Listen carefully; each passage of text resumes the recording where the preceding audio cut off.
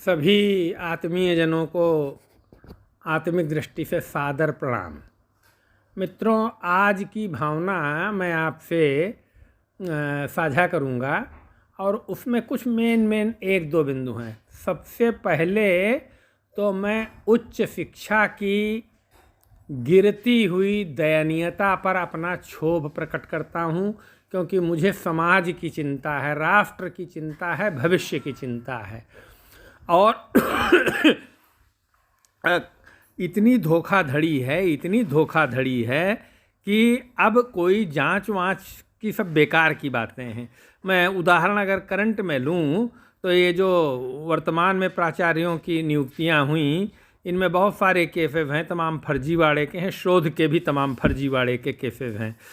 अब इनका निराकरण कानूनी प्रक्रिया तो अब न जाने कितना समय ले लेती है।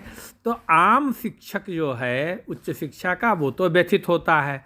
तो सबसे पहला बिंदु तो मेरा शोध कार्यों को लेकर के है। करीब 20-22-24 साल पहले जब मैंने ओरिएंटेशन किया था तो लखनऊ विश्वविद्यालय में तब के रिसोर्स पर्सन आए थे जो लेक्चर देने, प्रोफेसर MP सिंह। वो प्रो वाइस चांसलर भी थे, चीफ प्रॉक्टर भी थे और जियालॉजी डिपार्टमेंट के प्रोफेसर एंड हेड भी थे। उन्होंने अपने उद्बोधन में एक बात कही थी कि आप में से कोई किसी की PhD के बारे में क्वेश्चन नहीं उठाएगा, क्योंकि सबकी PhD एक है। और मेरे थॉट प्रोसेस में ये बात चिंतन मन में चलती रही, क्योंकि मैं बहुत सारे लोगों से मिलता रहा हूँ, जुलता रहा हूँ, बातचीत होती रही है, लोग बताते रहे हैं, तो इसलिए उस पर मैं कोई क्वेश्चन आमतौर पर नहीं उठाता हूँ। लेकिन किसी भी शिक्षक को किसी भी दूसरे शिक्षक की PhD के बारे में क्वेश्चन नहीं उठाना चाहिए। उसमें मैं तो कई बार कह चुका हूँ, फिर दोहरा रहा हूँ, उसमें मतलब उसको खुद नहीं मालूम है कि उसने क्या लिखा है। साल 2 साल बाद तो छोड़ दीजिए, हमें लगता है 10 साल बाद तो छोड़ दीजिए, थोड़े दिन बाद भी उसको नहीं मालूम होता है। तो सबसे पहली तो ये खराब बात है। समाज में नैतिक पतन बहुत हुआ है, बहिर्मुखता प्रमुख रूप से हावी है। ये मैं मुख्य बिंदु कह रहा हूं और डंके की चोट पे कह रहा हूं। जिस किसी के हिम्मत हो वो विरोध करे, और विरोध करना सबका अधिकार है, मैं किसी पे कोई प्रतिबंध नहीं लगाता हूं। तो मुख्य बात तो यही है। दूसरी बात, समाज में देखते हैं दुख है, गरीबी है, भ्रष्टाचार है, विकलांगता है, बेरोजगारी है, मतलब अनेक प्रकार के कष्ट हैं। कोई एक इंडिविजुअल से मेरा कोई मतलब नहीं है, अब अनेक प्रकार के कष्ट हैं। उनको देख करके मन दुखी होता है, मन द्रवित होता है, मन करुणा से भरता है। अब इसको क्या कर सकते हैं, ये तो मेरी अपनी मानसिकता है। मैं अपना निजी जीवन तो अपने निजी भी इच्छाओं के अनुरूप ही जीऊँगा, लेकिन त्याग वाग ये हमारी सांस्कृतिक हिस्सा हैं, इनको नहीं त्यागना चाहिए।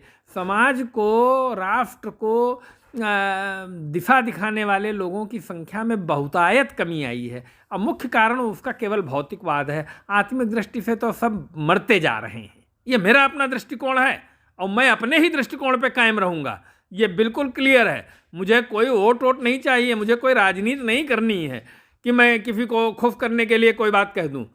मैं जो बात कहता हूँ वो बात ज़रूर है कि जब हमारे दिमाग में पड़ी रहती है, बहुत दिनों तक पड़ी रहती है, और जब वो नहीं रुकने का नाम लेती है तो मैं एक्सप्रेस ज़रूर करता हूँ।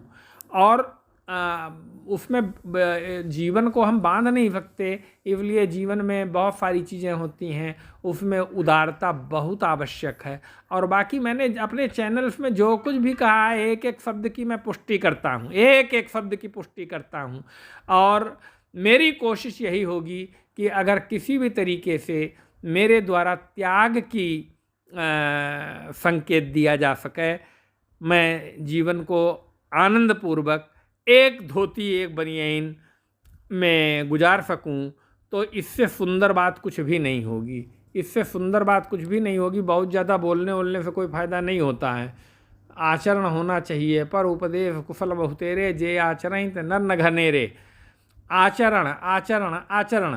जय श्री हरि, जय श्री हरि, जय श्री हरि, जय श्री हरि। आप जिसको भी माने, या आपका अपना धर्म कर्म है, आपकी अपनी निष्ठा है, आप राम को माने, कृष्ण को माने, शिव को माने, या अपने खुदा को माने, हमें इससे कोई मतलब नहीं है।